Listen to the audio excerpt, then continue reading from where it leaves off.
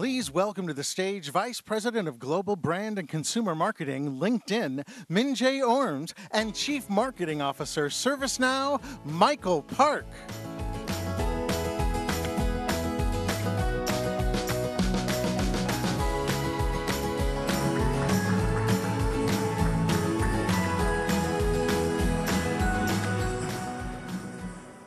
All right, how is everyone doing?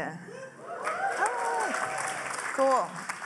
And hello to all of you who are watching us from elsewhere in the world. My name is Minjae Ormes, and I am here at LinkedIn leading the global brand, consumer product marketing, and market research teams. And I'm here today joined by Michael Park, who is the CMO of ServiceNow. Welcome, Michael. Thanks, great to be here. All right, so let's get to know you a little bit. Tell us a little bit about what compelled you to join ServiceNow and what made you run towards your current opportunity.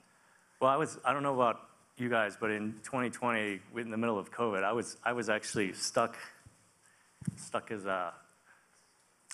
in Hawaii because we actually, my family and I went to go on spring break, and Seattle was kind of ground zero, and we couldn't get back. So it was supposed to be a 9-day vacation, ended up being 4 months. Wow. And it was great. The silver lining of that was good, but I was also in a transition between jobs, and we all know, like, you get to know your family a little better when you live in a very confined environment with them, and there's no restaurants open, and you're together 24 hours a day. We had a great time, but I actually got a call then, and ServiceNow was looking for somebody to help them out on product marketing. And I'm like, I go to the website, I'm like, ooh, this looks like IT help desk. I'm like, no thanks. And they were like, hey, you should come take a look at a deeper look. And when I saw it, when I got under the hood on it, I'm like, wow, okay, there's an opportunity here, because I think marketing as a whole, like when you come into something where there's a great product and you see something that hasn't been realized yet, that's when you start to get excited about things. And for me, I saw that opportunity, and this was a company that had built a great set of products, but hadn't really made the transition yet to selling at an outcome level or a solution level. And so the combination of kind of, I think, right time, right place of the product and where I was at that point in my career, I was like, okay, let's go try it out. That's great. You didn't tell me about the Hawaii thing when we first met. Yeah. So you are somebody who grew up in product and sales and have been a commercial marketer all your career. And I love that you saw an opportunity in something that was initially like, no thank you opportunity. Now that you've been in your seat, and by the way, something that we do have in common, we are both of Korean backgrounds. So I would have never known. That was the only way to follow Ben Stiller.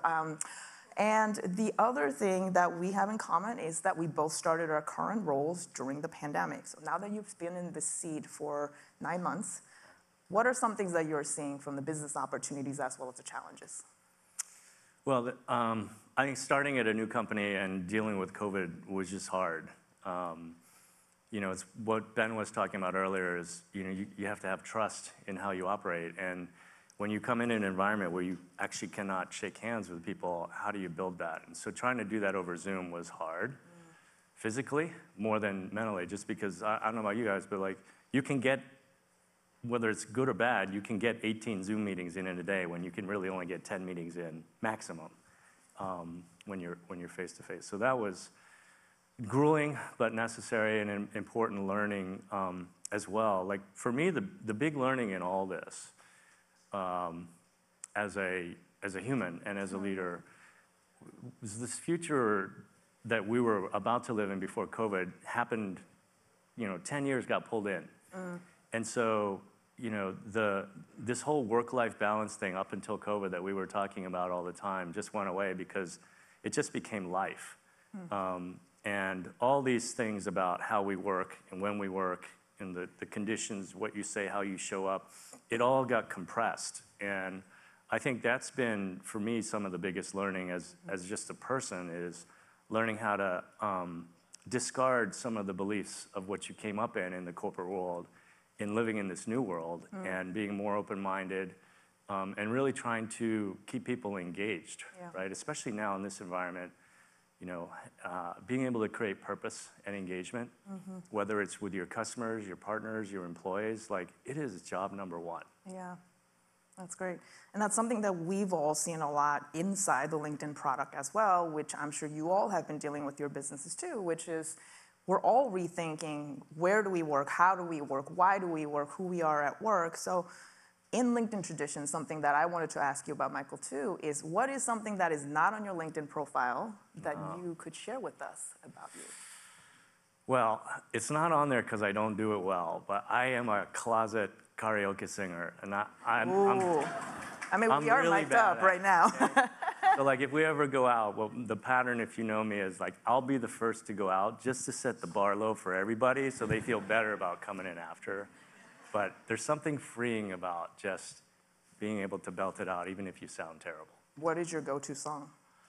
Well, right now I'm learning a new song for actually a kind of a play that I'm in, and I'm trying to learn how to sing Billie Eilish, Tough Guy. Wow. And it is hard.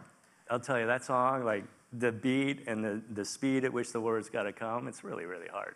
You are a surprise every step of the way, Michael. This is I didn't amazing. say I do it well, I'm just trying. That's great. I love this. This will be a follow-up conversation afterwards.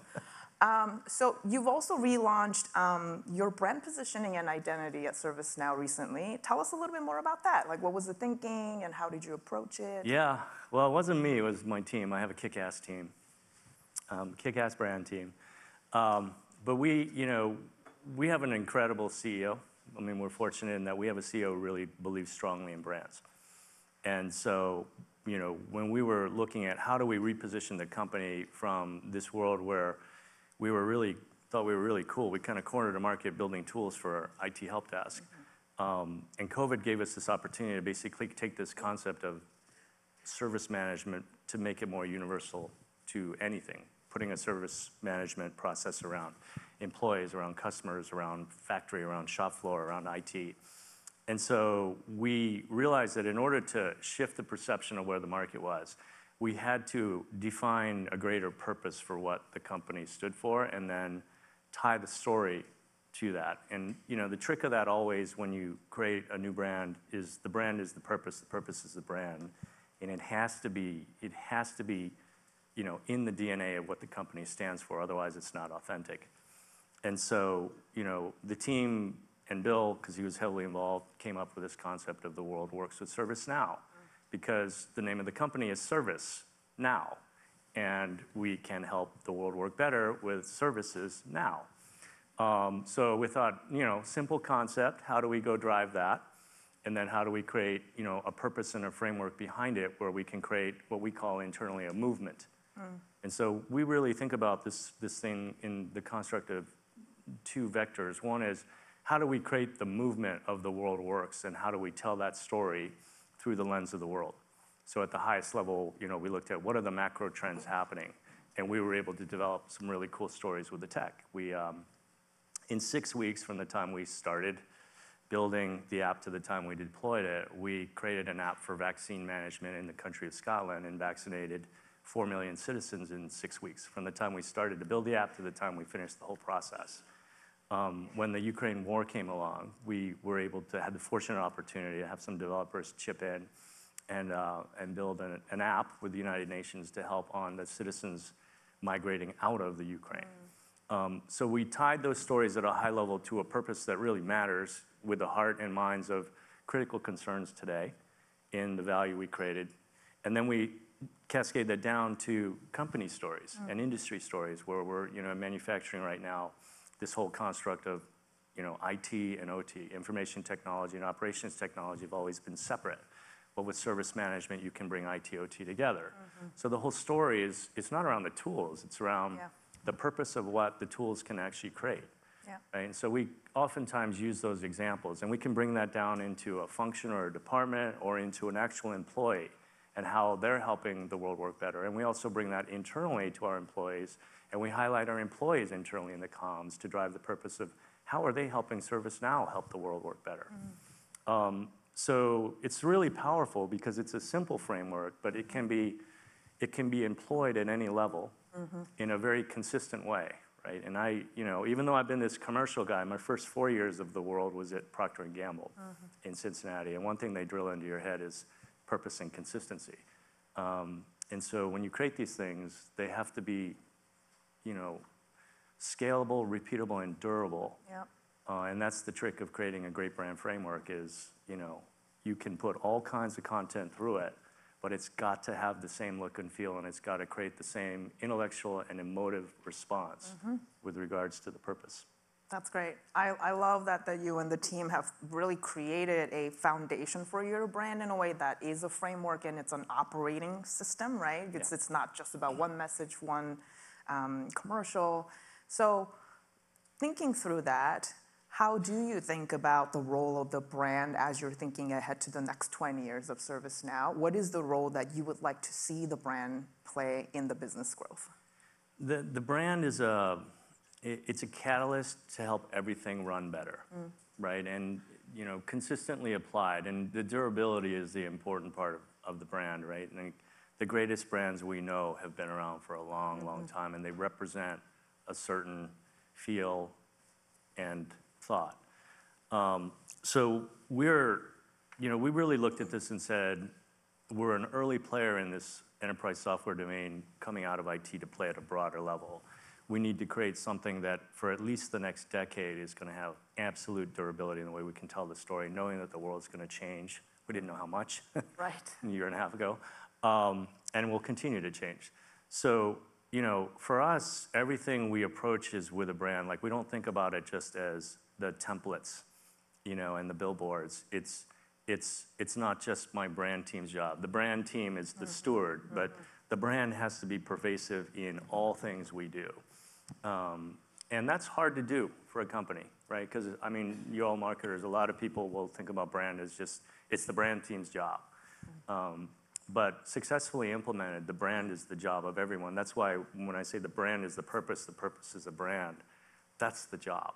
If you can actually create that alignment, and that purpose and brand is really what the DNA and the mission of the company is, then everything starts to work, right? The customers understand it, the partners understand it, the employees, when they're faced with a particular decision on doing something, that purpose, that brand drives the consistency.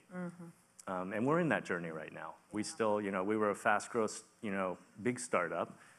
We didn't lay in a lot of process, and nobody walks past the problem, so everybody's fixing the problem, but we didn't have a strong brand framework, and so what we had was the 1,000 points of dim light everywhere, because everybody's trying to do the right thing, but doesn't have a guiding purpose or behind it. And we just laid that in this year, right? Yeah. So what we expect to see happening is, we expect to see more productivity and lift in the production and utilization of our content. We expect to see more consistency in the way that the brand is presenting itself to our partners and our customers, et cetera, et cetera. Yeah, that's great. It sounds like people are very much at the heart of this purpose and brand framework that you are describing. So I'd love to hear more about the employee piece of it. And in some ways, the way you're describing your external-facing brand and how you think about it is an outside version of the culture you're creating as a team. So tell us a little bit more about how you went about then introducing your teams to also this recommitted version of who you are as a company. We spend, from our time and resource standpoint, especially in my brand team, I think we spend as much time thinking about how do we brand internally to create the purpose as we do externally. So when we have employee events, all hands, the level of precision and thinking and detail on how we reflect the brand, how we reinforce the purpose in how all our CHRO, our CEO, our CIO, how they all show up in a consistent way is a really important aspect. Again, the most important thing is you have to have consistency. People aren't stupid, right? So, if you look at certain companies, they operate a certain way inside the company, but they project to try to be something different on the outside, and people call that. It's disingenuous. Yes. So you can't. I think that's the power of good marketing is you've got to really be able to synthesize the core DNA. You've got to be able to synthesize the value that you're bringing to the customer, and you have to be able to link that with a common framework that is not fake. Yeah, I mean, we've heard throughout this morning really a lot of the continued themes around authenticity too, whether it is about the company's values, mission, and creativity. And it sounds like what you're talking about is that there be integrity to what you say, who you are, and how that shows up on the outside as well through that framework. Yeah, you got to walk the talk and talk the walk. Yeah, absolutely.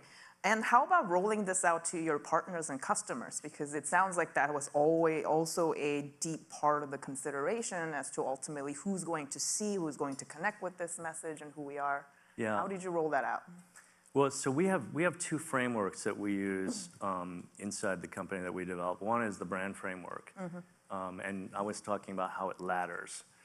The other, so that brand framework can go from the highest level of sort of first perception or engagement of somebody that's never heard of ServiceNow down into, I'd say, a certain level of consideration. We then have a whole, I'm sure a lot of you have this, a whole cadre of products, a lot of products. And we're all in tech, so like, you know, the product managers, God love them, they do a great job of loving their products. That's what makes their products good. But I look at that, and you know, I look at the products as if they make great tools. My job is to show people how the house is built using the tools, and to show how beautiful the house is. And then to put a brand over that, built by ServiceNow. So the house is what we call a solutions framework. And the solutions framework is the link between the brand and the product in the construct of the use cases, the business value we create, the business imperatives and outcomes that resonate to a buying center, and then ultimately the C-suite, right? Because in B2B, as we all know, like there's a lot of complexity in consumer B2C, but one of the simple things about B2C is you're targeting to drive everything to a transaction of an individual. In the B2B world, you know, you have to create these constructs of cohorts and influencers and supporters and buyers and users and developers, and you have to orchestrate that in the construct of how, at every point of engagement, and it's not a linear point, how do you create the right delivery vehicle of the right content in the right vehicle in trying to assume what each of those individuals are doing, and then trying to bring that together to an outcome.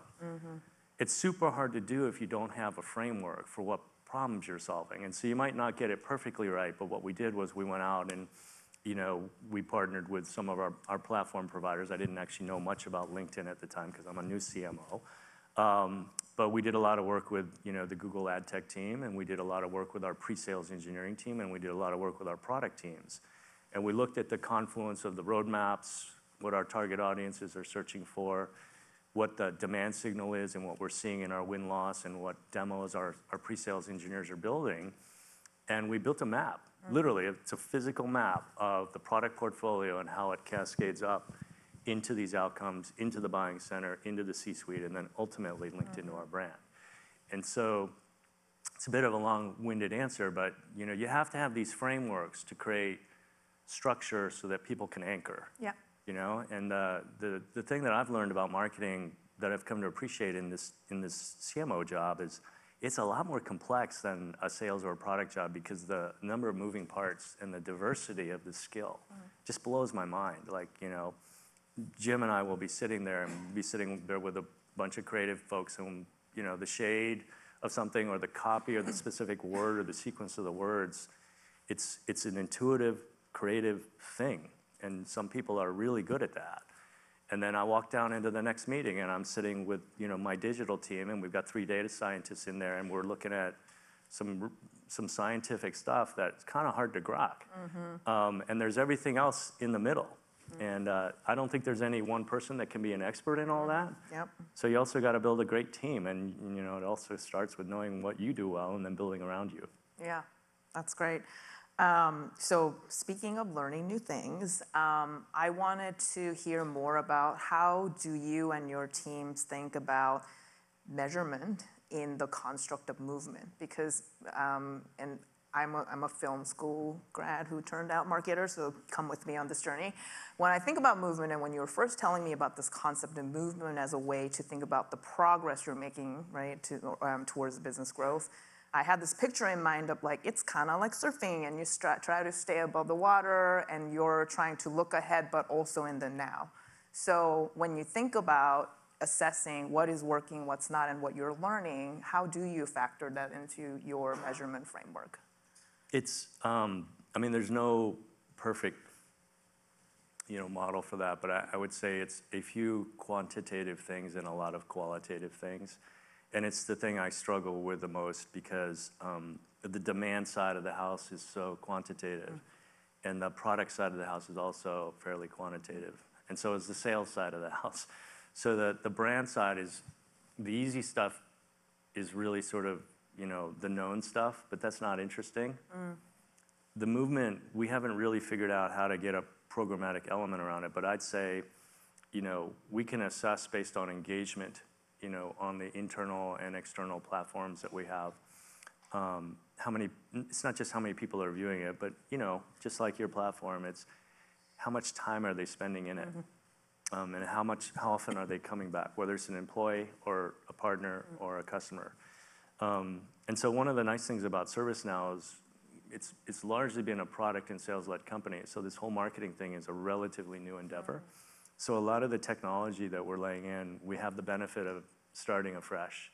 So we don't have to unwind something that's been in there for 30 years that's kind of locked in electronic concrete. So that's giving us the ability to have some fidelity and visibility on things that I think make it easier for us. Yeah. But I think the learning too is like the quantitative doesn't always purely answer some of these things when you're talking about a movement. And so we're trying to work through that. It's a journey. Yeah. What about when you're then working with folks or parts of the organization that do tend to be more anchored in quantitative conversations? What are some things that you and your team do to make sure that the lens that is the brand isn't lost, in fact, thrives in the experience of your products and interfaces and interactions too? Yeah, I think there's a lot of ways that we actually can and do measure that. I think when we look at it in the pragmatic sense right now, the way I think about it is brand and demand, we have to make sure that the Venn diagram on that overlap is strong, because I think as we all know, like there is an exponential effect when the brand is overlapping into the demand.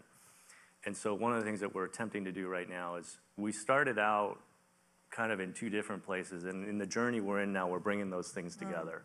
And what I'd say there really is we're still anchored on the demand side, but as we're getting smarter about the brand, because we started with the world works, which we need to continue to drive, but the market environment right now has shifted. And I don't know if many of you've seen the ServiceNow, but the ads that we started with earlier this year was the launch of the new brand the world works with.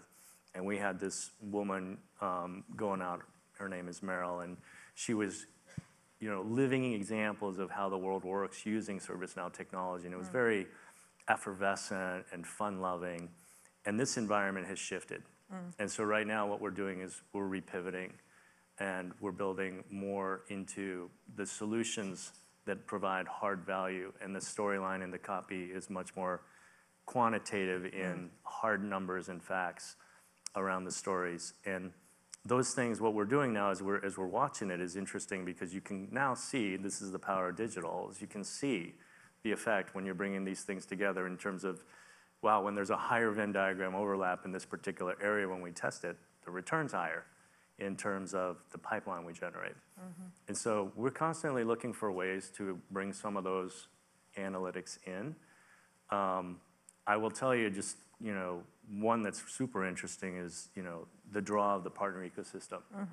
The new brand has, I think, created conviction that ServiceNow is now a new kid and a new player on the block. And with this solutions framework, it's given our partners the ability to come in, look at that and say, this is where I want to actually play.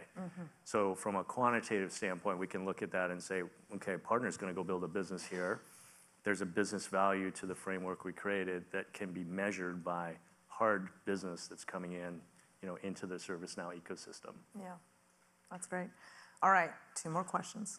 I'm really happy that you are now closer to us, LinkedIn, as a product and a brand too. So what's one thing that you'd like to learn more or like get from us in order to help you succeed? We have, I probably shouldn't say this because we're still negotiating with you guys, but High level, no. but I in do. that? I mean, I think the platform you guys have is tremendous. Like the ability to reach the business audience in terms of where the conversations are happening and be able to precisely land, the conversation we want to actually test or have with a certain audience type. I think done right will be an extremely efficient way to create engagement, whether it's anywhere in the customer lifecycle. So like one of the things that we're working on together is we announced last week a new program called Rise Up, and in the next 2 years we're going to recruit 1 million new people into the ecosystem to deploy ServiceNow behind the demand we've been driving. And so we were scratching our heads thinking, how are we going to reach that many people? Because 1 million activated means you got to go hit 10 million people.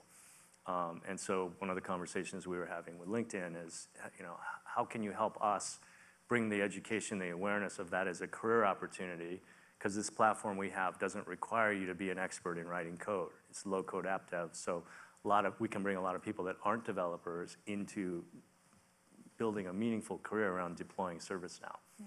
That's a concrete example. So we're excited just because I think you guys have a very innovative approach. You're into some new things. You have obviously a good brand that you're building behind, and we like to partner with good brands too.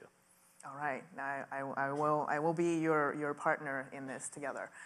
My final question, and those of you who don't follow Michael already on LinkedIn, he's actually an avid creator, and he just posted something about this topic that I'm about to ask, which is you are the kind of guy who runs into the fire. You see opportunity in something that may be broken, that may not be quite right.